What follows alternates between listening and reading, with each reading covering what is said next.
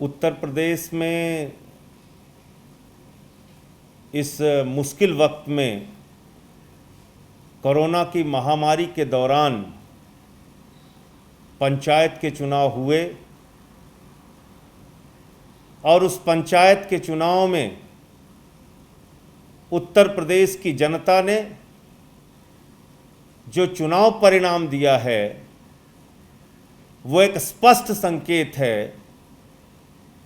कि आदित्यनाथ जी की सरकार से, भारतीय जनता पार्टी की सरकार से लोगों में घोर निराशा है और लोगों ने भारतीय जनता पार्टी को पंचायत चुनाव में पूरी तरीके से नकार दिया है।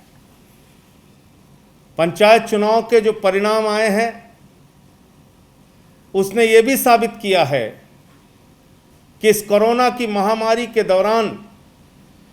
उत्तर प्रदेश की आदित्यनाथ की सरकार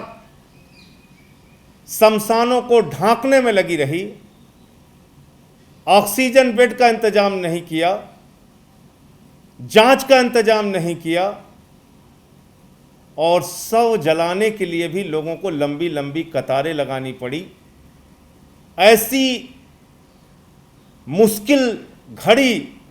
उत्तर प्रदेश के लोगों ने शायद कभी नहीं देखी होगी जो इस दौरान उनको देखनी पड़ी।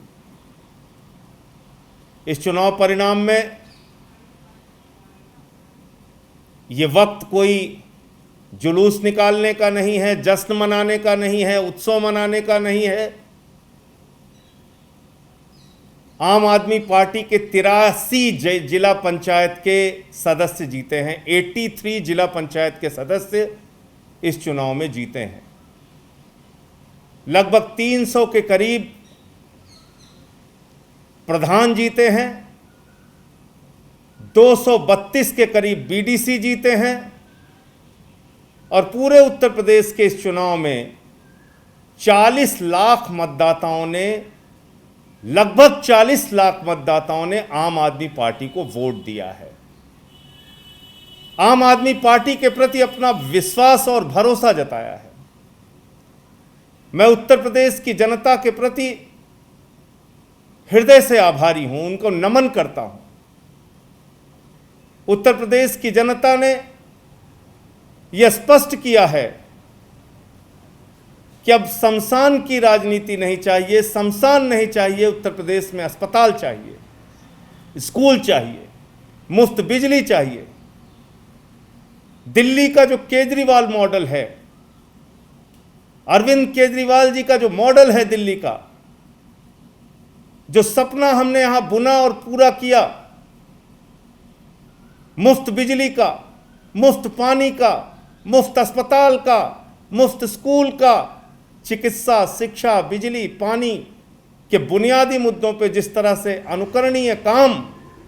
दिल्ली के मुख्यमंत्री केजरीवाल जी ने दिल्ली के अंदर किया है, उस पर उत्तर प्रदेश की जनता ने इस पंचायत चुनाव में मुहर लगाई है। हम अपने पार्टी की ओर से, पार्टी के मुखिया अरविंद केजरीवाल जी की ओर से उत्तर प्रदेश की जनता का आभार व्यक्त करते हैं और इसके साथ साथ जो भी हमारे जीते हुए प्रत्याशी हैं, वो चाहे जिला पंचायत के हों, प्रधान के हों, बीडीसी के हों, इस महामारी के दौरान, इस आपदा के दौरान आप अपने आप को सुरक्षित रखते हुए जितनी मदद उत्तर प्रदेश के लोगों की कर सकते हैं वो मदद कीजिए। उत्तर प्रदेश में हम लोग जल्द ही लखनऊ के अंदर और कुछ बाकी जिलों में ऑटो एम्बुलेंस की सेवा भी शुरू करने जा रहे हैं कोरोना इस महामारी के दौरान, क्योंकि आज ये देखने को मिल रहा है कि अस्पतालों में पहुंचने में भी लोगों को कठिनाइयों का सामना करना पड़ता है, घंटों घंटों इंतजार करना पड़ता है। उत्तर प्रदेश के इस कोरोना महामारी के दौरान ऐसी ऐसी तस्वीरें सामने आई जो आपके दिल को दहला देने वाली। बेटा पुलिस वालों के सामने गिड़गिड़ा रहा है, अपनी मां को बचाने के लिए ऑक्सीजन का सिलेंडर मांग रहा है, लेकिन पुलिस के लोग वो ऑक्सीजन सिलेंडर छीन के लेके चले जाते हैं। उत्तर प्रदेश के शमशानों में घंटों घंटे लोगों को इंतजार करना पड़ा लाशों को जलाने के लिए, अंतिम संस्कार करने के लिए। और उस पर भी कल माननीय उच्च न्यायालय इलाहाबाद ने, हाई कोर्ट इलाहाबाद ने टिप्पणी की और कहा साफ तौर पे कि ऑक्सीजन की कमी के बगैर जो मौतें उत्तर प्रदेश में हुई हैं वो किसी नरसंहार से कम नहीं, किसी जेनोसाइड से कम नहीं है। लेकिन अफसोस होता है कि हमारे प्रदेश के मुखिया, प्रदेश के मुख्यमंत्री आदरणीय आदित्यनाथ जी, उनको कहीं कुछ नहीं दिख रहा है। उनको चारों तरफ हरियाली दिख रही है। उन्होंने बयान दिया, बेशर्मी भरा बयान, और कहा कि उत्तर प्रदेश में ना के बराबर केसेस हैं, ऑक्सीजन की कमी नहीं है, बेड की कमी नहीं है, किसी चीज की कमी नहीं। प्रधानमंत्री जी के साथ मीटिंग करते हैं तो उसमें उत्तर प्रदेश की जनता के लिए ऑक्सीजन नहीं मांगते, उत्तर प्रदेश की जनता के लिए सुविधाएं नहीं मांगते, खुद कोई सुविधाएं दे नहीं पाते। लेकिन अगर बिक्की अग्रहरी जैसा व्यक्ति अपनी पत्नी का गहना बेचकर लोगों को ऑक्सीजन मुहैया कराता है तो उस पर मुकदमा लिखने का काम जरूर करते हैं। अगर रायबरेली के पत्रकार सच खबर दिखाते हैं ऑक्सीजन की कमी पे तो उन पर मुकदमा जरूर लिखते हैं। अगर लखनऊ के प्राइवेट हॉस्पिटल के लोग ऑक्सीजन की कमी पर गुहार लगाते हैं तो उन पर मुकदमा जरूर लिखते हैं। आदित्यनाथ जी, सत्ता का इतना अहंकार अच्छा नहीं है। सरकारें तो आती जाती रहती हैं, लेकिन जनता के प्रति आपका ये आपराधिक आचरण, ये न सिर्फ निंदनीय है, बल्कि मैं ये कहूँगा कि ये हिटलर शाही से कम नहीं है कि इस बुरे वक्त में भी आप लोगों की मदद करने के बजाय, उनको ऑक्सीजन देने के बजाय उनको मुकदमा दे रहे हैं, उनको लाठियां दे रहे हैं, उनको एफआईआर दे रहे हैं। ये अपने आप में बहुत ही शर्मनाक और तकलीफदेह बात है। सुप्रीम कोर्ट ने कहा है, सुप्रीम कोर्ट की अदालत ने कहा साफ तौर पर कि अगर उत्तर प्रदेश में किसी के ऊपर ऑक्सीजन की कमी बताने पर मुकदमा लिखा गया तो इसको कंटेम्प्ट ऑफ कोर्ट मान के मुकदमा लिखने वाले पर कार्रवाई करेंगे। मैं माननीय सर्वोच्च न्यायालय से मांग करता हूं, अपील करता हूं कि आप उत्तर प्रदेश में जो मामले हुए हैं मुकदमे लिखने के, इसको संज्ञान में लें और उन अधिकारियों पर कार्रवाई करें। जहां तक दिल्ली का प्रश्न है, कल हाई कोर्ट ने टिप्पणी की कि केंद्र सरकार शुतुरमुर्ग की तरह अपना मुंह छिपा रही है,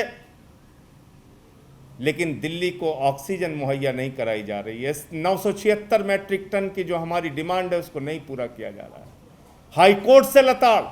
सुप्रीम कोर्ट से लताड़, इलाहाबाद कोर्ट से लताड़, पटना की कोर्ट से लताड़, दिल्ली की कोर्ट से लताड़, कर्नाटक की कोर्ट से लताड़, चारों तरफ न्यायालयों में